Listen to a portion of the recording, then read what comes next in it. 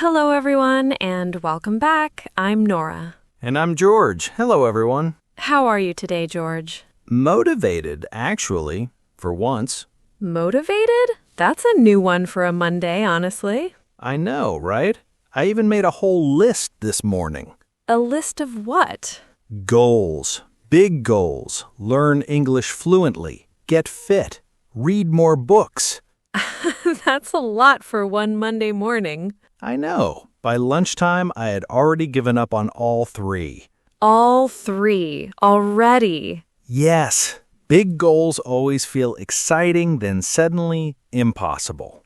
That's actually a very common problem, George. Really? It feels like I'm just bad at finishing things. No, it's not about you. It's about how the goal is built. What do you mean, how it's built? Think about building a house. You don't start with the roof. Right. You'd need walls first, obviously. Exactly. Big goals need that same careful order, step by step. I basically tried to build the roof this morning then. Pretty much, yes. No walls, straight to the roof. No wonder it all fell down by lunchtime. Big goals need a smaller shape. That's exactly today's topic. Smaller shape. Now I'm interested. We're talking about a 30-day challenge for better English. 30 days? That sounds much less scary than fluent forever. Exactly. Small, clear, and doable every single day. But first, a small favor before we build your 30 days. If you're enjoying these episodes, tap that like button, please. And subscribe too, so you don't miss a single challenge day. Okay, George, let's build your first challenge day together. I'm ready. What's day 1? Day 1 is always the same. Just 5 new words. That's it. Only 5? That feels almost too small to matter. That's exactly the point. Small enough that you'll actually do it. So the goal isn't really big learning, it's just showing up. Exactly. Showing up daily beats one huge effort every single time. But 5 words feels like nothing. Won't that be too slow? It feels slow at first, but 5 words every day adds up fast. How fast exactly? 5 words a day means over 100 words by day 30. Wait, 100 words? From something that small? Yes, small daily actions grow much bigger than they first appear. Think about watering a small plant. 1 cup every single day. I love that. Yes, exactly like watering a plant. Pour the whole bottle once and the plant probably drowns. True. Small amounts spread out work so much better. So this challenge is really about consistency more than effort. Exactly that. Consistency quietly beats intensity almost every single time. Okay, so 5 words a day. What happens after day 1? Day 2 builds on day 1. You review those 5 words again. Review them? Just look at them again? Better, actually try to use them in one small sentence. Like connect the words into something I'd actually say? Exactly. That's how words become truly yours, not just memorized. Okay, so day 1, 5 words. Day 2, review and use them. Right. And this pattern continues, growing very gently day by day. What about day 3 and the days after that? Day 3 adds 5 brand new words plus a quick review. So it's always new words plus a small review together. Exactly that pattern, every single day for the whole month. Does the challenge ever change or is it the same forever? It grows slowly. By week 2, you'll add short conversations too. Real conversations? Like with actual people? Even just short ones. A greeting, a simple question, anything small. That sounds much less scary than a whole conversation, honestly. That's the whole design.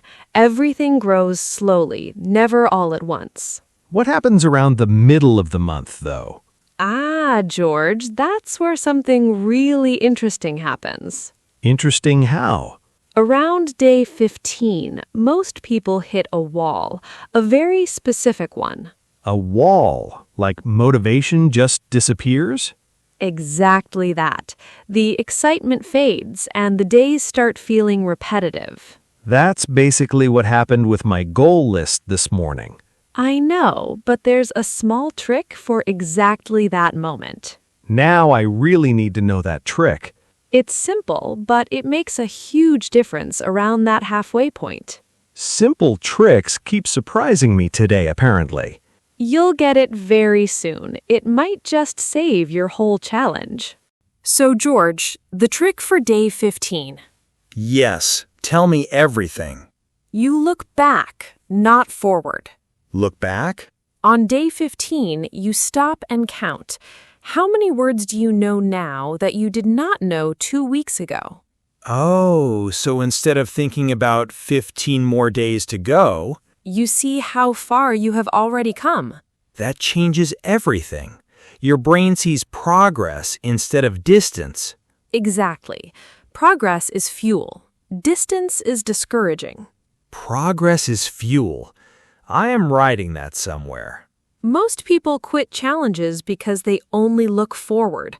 The finish line feels far, but looking back shows you real evidence.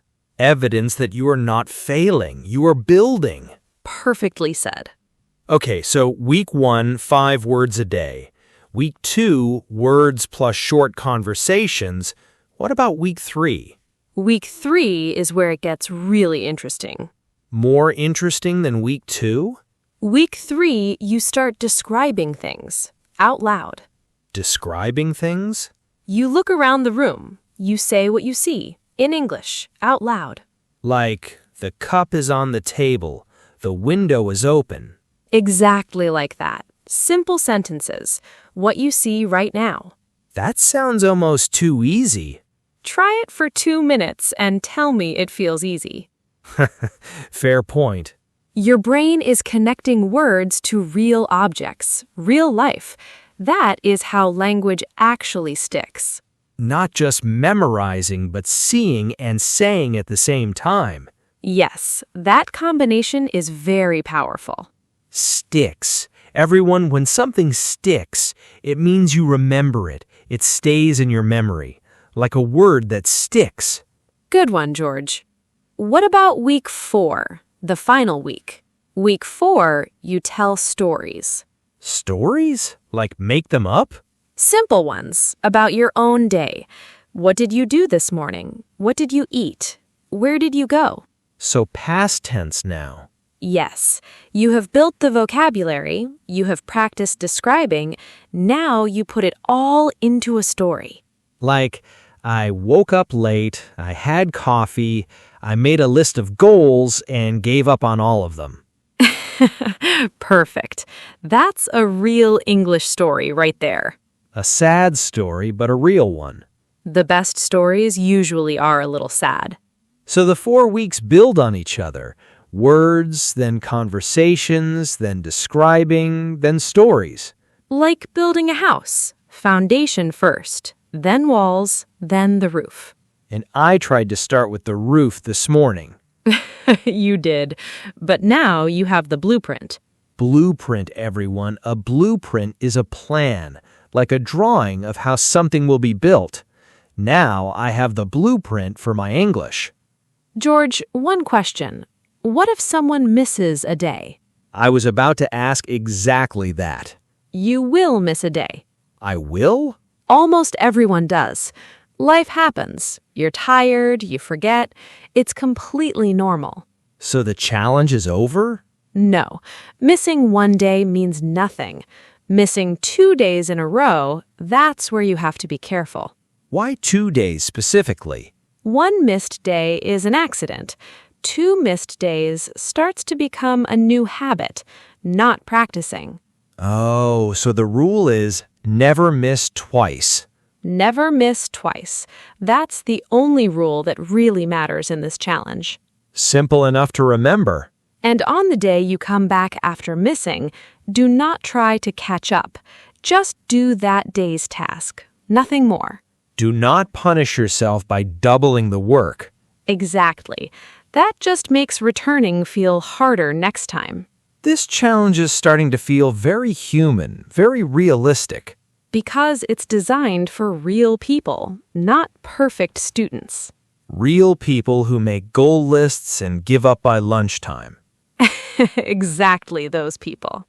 Nora, what kind of words should I pick for week 1? Any words or specific ones?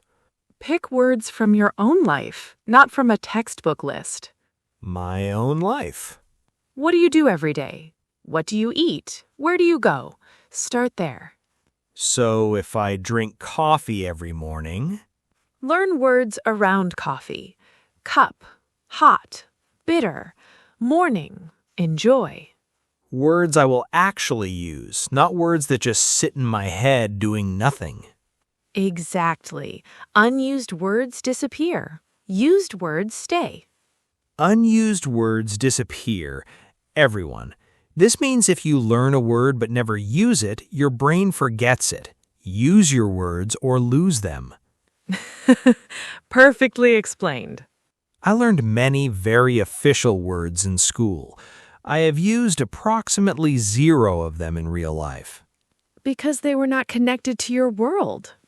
My world has coffee and buses and awkward phone calls. Then those are your words. Coffee, crowded, nervous, apologize, try. Those feel immediately more useful than anything I learned in school. Language is personal. The more personal your words, the faster they stick. What about grammar? Does the challenge include grammar? It does, but not the way most people expect. What do you mean? Most people study grammar first, then try to speak. That is exactly what I did. Years of grammar, still nervous speaking. In this challenge, grammar comes through the speaking, not before it. So I speak first and grammar fixes itself? It does not fix itself, but you notice mistakes naturally. When you tell your story and something sounds wrong, your brain flags it. Like a small alarm going off. Yes, and that alarm is much more effective than memorizing a rule from a book. Because the mistake was mine, in my own sentence about my own morning. Personal mistakes teach better than textbook examples, always. I made a sentence earlier. I woke up, I felt motivated for once. Was that correct? Perfect grammar. Past tense, simple, natural. And I did not think about grammar once while saying it. That is exactly the goal. The challenge teaches grammar without actually teaching grammar. Now you understand it completely. Let's practice.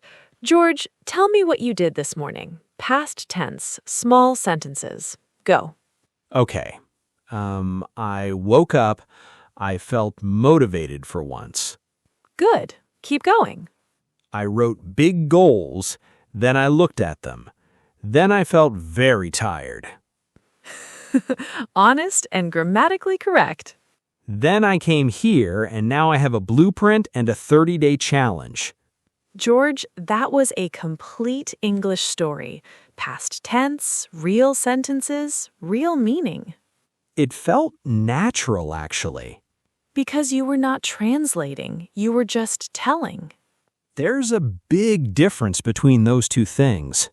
A very big difference, and you just felt it yourself. One last thing before we finish, and this one is important. I'm listening. Tell someone about your challenge. Tell someone? Tell a friend, a family member, anyone. Say, I'm doing a 30-day English challenge starting today. Why does telling someone matter? Because now it's real. You said it out loud. Another person heard it. Suddenly, there's a small weight to it. Like a promise. Exactly like a promise. And promises to other people are harder to break than promises to yourself. That is very true and slightly uncomfortable to admit. Honesty is uncomfortable sometimes. I will tell my neighbor, the one with the loud dog. Perfect. Tell the dog too. Extra accountability. The dog will judge me if I quit. Excellent motivation. Okay, the full 30-day picture one more time. Go ahead. Week 1, 5 personal words every day. Words for my own life. Week 2. Add short conversations, small ones, real ones. Week 3. Describe what I see, out loud, around me, every single day. And week 4. Tell my story, past tense, what I did, what happened, real and honest. The most important rule. Never miss twice. And when motivation drops around day 15? Look back. Count what I've already learned. Progress is fuel. And the words? Personal words stick. Textbook words disappear. You have the full blueprint, George. I'm starting today, right after this, before lunchtime takes it from me again.